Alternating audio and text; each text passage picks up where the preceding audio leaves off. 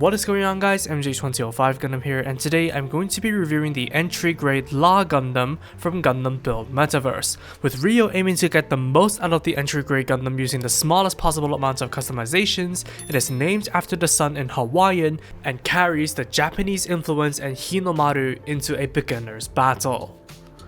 From opening the box, you'll be greeted with just 4 runners, which is a minimal parts count. Naturally, being based on the entry grade RX-78-2 Gundam, you basically get the entire root kit in here along with one new runner that comprise the new armor parts. Besides, if you built the original before, you're not going to experience much new here, be it the construction or the elementary difficulty assisted with the use of touch gates, so you can twist the parts off the runners and sand them down for great results. The only tricky part about that though is cleaning up the black and grey pieces. Otherwise, it's a quick and easy build that can be enjoyed by anyone, especially beginners who aim to start out in the hobby.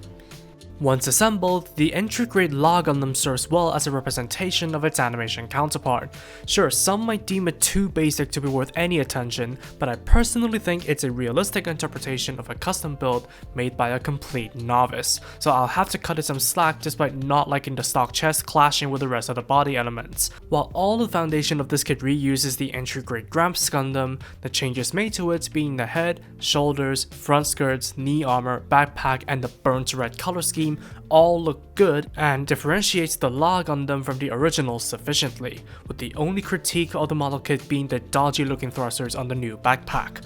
Color choices and part separation are up to scratch as well, leaving only the head cameras, the grey for the head Vulcans, yellow knee vents, and some recesses to the builder's discretion. Speaking of further touch-ups, panel lining opportunities are quite basic to ease the beginners into the technique, but on the minus side, the very simplicity left a giant seam line down the legs and the mold lines are relatively frequent as well.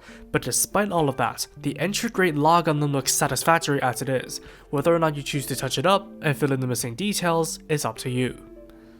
For articulation, there's a relatively flexible double ball jointed head, and a shoulder and arm raise that will clasp the shoulder armor with the V-fin. The arms can rotate, there's a bicep swivel, single jointed elbows, and ball socket wrists. The L-shaped double ball jointed abs provides great crunches, while the waist can rotate fully. Front skirts are separable, while the side skirts are ball jointed to make way for the kicks towards all directions. There's a thigh swivel, double jointed knees, ball jointed ankle armor, and clipped ball jointed feet with a very wide degree of footing. Taken entirely from the original structure, the Lah has just about the same articulation as the original. However, while it is sturdy fresh out of the box, you best keep your posing to a minimum lest you wear out the joints. In terms of accessories, apart from the one pair of holding hands, you get the standard Gundam loadout. The Beam Lah rifle is just the original rifle with a new movable scope with the missing blue sensor, and it just slides into the hand for use in mid-range combat.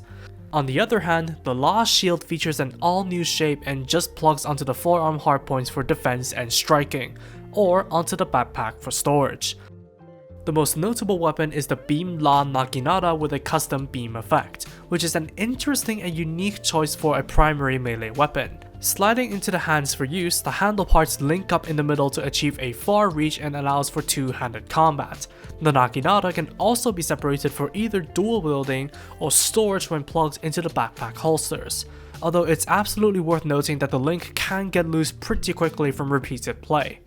Finally, you can choose to refit the original rifle scope and backpack to build the Lah Gundam in its Niigata form, or Model 2 form. But apart from needing to paint the scope yellow, this version of the Lah Gundam does not have any other usable weapons. Instead, you'll have to get the Gundam base exclusive Shisaku Ichigata, or Proto Model 1 version, to have the unique red SB13 beams as well as the full loadout of the entry grade full weapon set Gunpla Gundam to deck it out.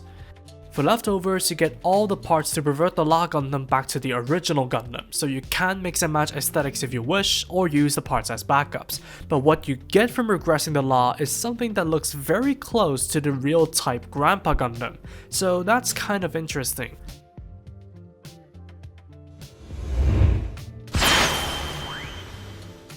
I won't be the first to admit that the entry grade Lah Gundam is a conflicting release to think about. While it is understandable to throw a canonical beginner's Gunpla into the mix, some can't help but think about whether something more ceremonious should have taken its place. Personally, I'm gonna put this kit on the fence because despite it being realistic of what a beginner might be able to scratch build, and it's very beginner friendly, while bearing an accurate portrayal of the anime kit, I can't help but think that something is missing from it.